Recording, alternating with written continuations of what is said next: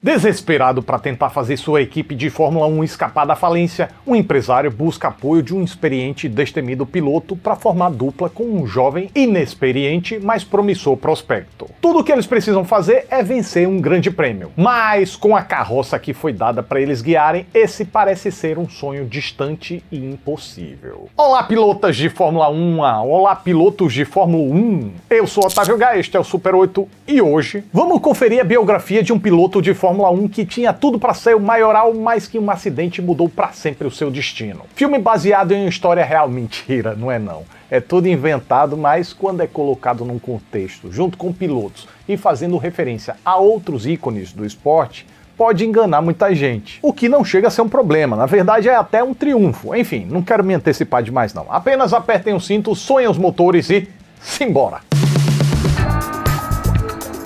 Vamos F1? Não dá pra ver esse filme direito porque é muito corrido, mas pelo menos passa rapidinho. Tudo isso e muito mais agora. F1, o filme, é aquele filme pra quem gosta de Fórmula 1, mas não de forma excludente. É sobretudo aquele tipo de filme pra quem gosta de histórias de superação com cenas alucinantes. Tem total condições de se amarrar nesse projeto, mesmo quem desapegou da modalidade desde que o Brasil parou de ter um representante em nível competitivo. E até quem não entende bulhufas da modalidade, de automobilismo ou até de esportes, pode se divertir aqui também. Se você estiver nessa situação, de total desconhecimento, o filme vai dar todo o material que você precisa saber para você entender o necessário e conseguir acompanhar todos os objetivos, motivações, desenvolvimentos de trama, reveses e conquistas sem maiores complicações. Através daqueles famosos diálogos expositivos? Mais ou menos. Tem uma certa expositividade sim, até para não tornar o filme excessivamente restritivo, já que tem muita coisa aqui que o público em geral não tem conhecimento de fato, mas boa parte do que precisa ser dito é confiado que o público vai conseguir pegar ao ser jogado num pacote de contexto, de uma forma que possa assimilar sem precisar de uma aula sobre o assunto. E até mesmo quando a informação precisa ser comunicada mais diretamente, eu senti que pelo menos a expositividade não chega daquela forma descarada, sabe como é? Dá pra notar que o roteiro de Ehren Kruger se esforça bastante para tentar disfarçar isso. Assim, se alguém vai comunicar algo que seja óbvio dentro do contexto do filme, o texto se preocupa para que a informação seja dita para quem não necessariamente saberia de tal especificidade, ou usa a informação como escada para que algo menos óbvio seja dito, ou ainda assume a obviedade através de um sarcasmo, de uma provocação, de uma brincadeira entre dois personagens, ou até mesmo pode aparecer através de uma surpresa. Sério que fulano tá fazendo isso pra conseguir aquilo? E é muito importante que o filme tenha uma preocupação em manter essa elegância, pois por mais que a gente esteja falando de um filme de corrida, uma parte primordial da condução e que inclusive nos transporta de uma corrida para outra, tá nas conversas fora dos autódromos, nas disputas nos bastidores, e, em suma, nos diálogos que constroem e desenvolvem as relações. Tarefa na qual o roteirista Ehren Kruger demonstra maturidade para construir um conjunto que, quando a gente vê na telona do cinema personagens fictícios junto com celebridades do meio automobilístico,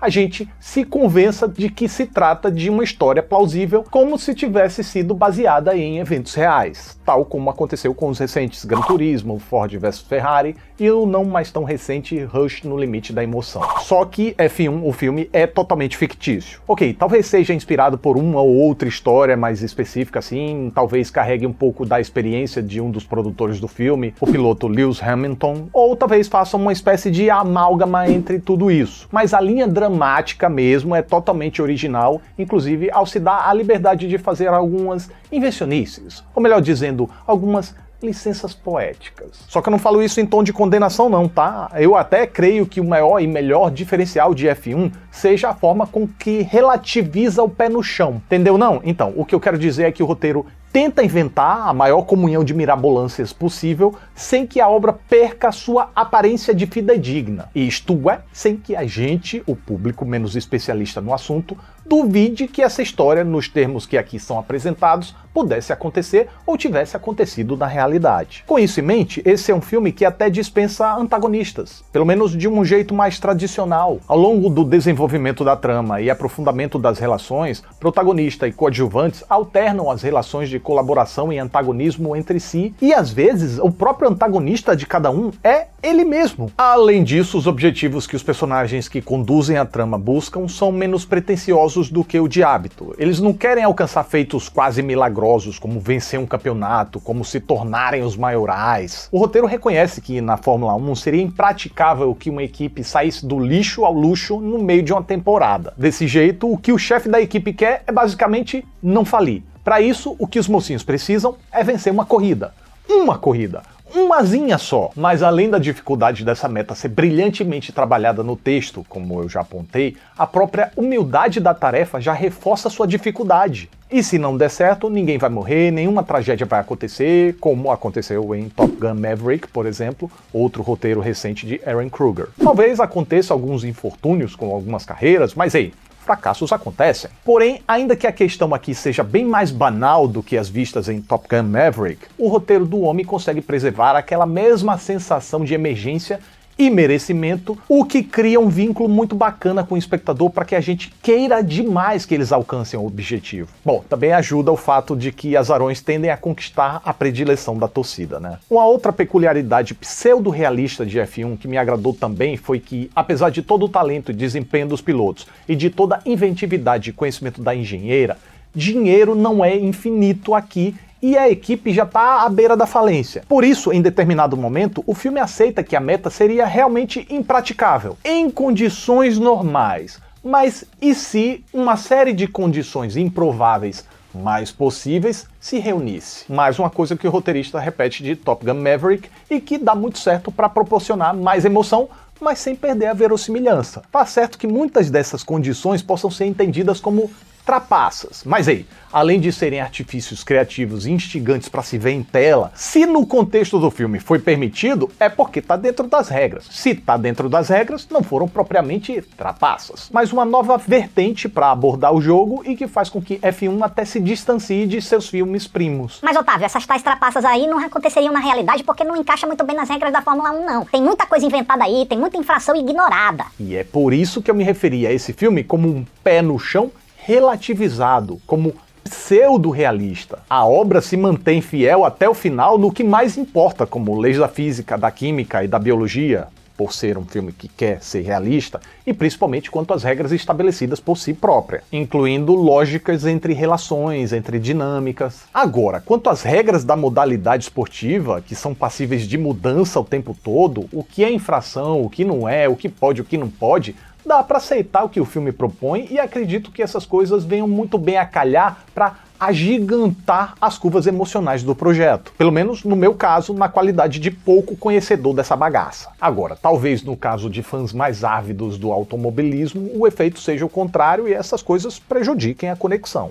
Aí cabe a vocês me dizerem. No entanto, mesmo que seja o caso, eu presumo que ainda assim F1 tenha material para segurar a atenção e o divertimento desse público mais conhecedor, assim como do público leigo. Basta se entusiasmar com sequências de alta velocidade bem conduzidas. Nesse sentido, o filme vai nos transportando com frenesi nas alturas. Repetindo a parceria com o roteirista de Top Gun Maverick, Joseph Kosinski volta a nos embasbacar com as sequências de velocidade com sua excepcional atenção aos detalhes para que tudo pareça tão crivelmente perigoso quanto fantasticamente deslumbrante. Talvez, eu digo, talvez, ele só não seja muito hábil em imprimir a progressão das corridas. O que eu quero dizer é que personagens estão numa certa posição de vantagem, corta, as posições já estão todas invertidas, corta, já mudou de novo, e aí nisso a gente fica... Pera, o que aconteceu aí? Eu cochilei nesse meio tempo? Não, o filme só deu um salto gigante no tempo mesmo, talvez para economizar minutos, já que a duração já estava bem longa. E não condeno não, tá? Precisa de tudo isso mesmo para abordar direito o que acontece dentro e fora dos autódromos e para incluir umas boas 7 corridas, se eu não me engano. Por aí. Todas utilíssimas para que os altos e baixos da trajetória dos protagonistas pudessem ser retratados. Então, talvez até alguns minutos fossem bem-vindos para deixar cada corrida mais fluida e evitar mudanças tão abruptas nas posições, né? Na progressão das corridas. Por outro lado, isso poderia deixar o filme repetitivo e moroso. Enfim, vamos focar no filme que a gente viu e não no filme que poderia ter sido. E o que eu vi foi um com mudança de condições muito abruptas,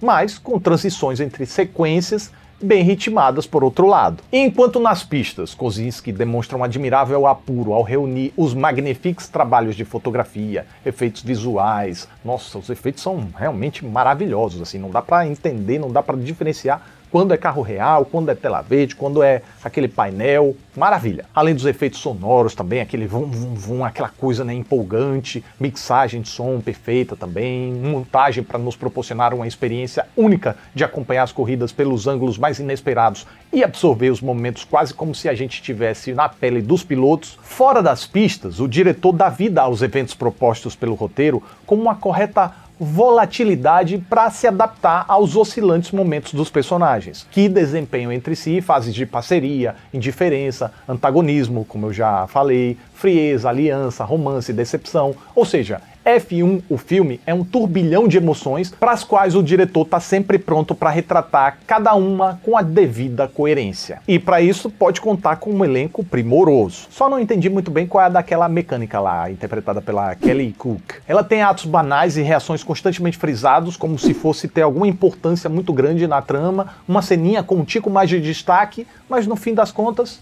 não diz a que veio. A culpa, claro, não é da atriz, só parece excesso mal podado no corte final. Sei lá, talvez tivesse mais cena e cortaram pra encurtar o filme também. Mas tirando ela, o resto do elenco me parece devidamente encaixado em seus respectivos papéis, em especial Javier Bardem e Kerry Condon, que nos conquistam pela simpatia de seus personagens e por não tentarem inventar demais na composição. Prestam aquela simplicidade no ponto. Certinha. Denson Idris me impressionou com sua composição impetuosa, arrogante e pretensiosa, que ele parecia reconhecer e lutar para tentar domar, o que engrandece o personagem. Apesar das falhas, né, ele tá tentando se tornar melhor. E por fim, Brad Pitt também me agradou muito com seu jeitão canalha, e no caso dele parece ser o oposto do coadjuvante. Ele sabe a capacidade que tem, mas é naturalmente, ali intrinsecamente humilde, sem grandes pretensões e despreocupado, mas que também sabe reconhecer que tais características poderiam ser vistas como fraqueza, principalmente num ramo em que a competitividade é essencial. Por isso veste uma fantasia de arrogância e indiferença o tempo todo, caráter que o roteiro se utiliza para vender a ideia de que ele não compete por prestígio, fama ou dinheiro. Não que competir por isso seja errado, mas não ser sobre isso faz com que o seu Sonny Hayes seja um belo personagem para se torcer sem que a gente saiba bem pelo que tá torcendo. Motivação que só se revela mesmo e de forma subtendida na cena final. F1, o filme, é mais um caprichoso exemplar para se colocar na prateleira dos grandes filmes de corrida e digo mais, filmes de esporte e digo mais, filmes de superação de uma forma geral. Fora das pistas tem instigantes relações e dinâmicas e dentro das pistas aquele repetáculo digno de um cinemão show. E essa foi minha reação enquanto eu assistia ao filme. Então é isso, mais um Super 8 tá chegando ao final. Fico muito grato pela atenção de vocês. Muito obrigado, até a próxima aí. Tchau.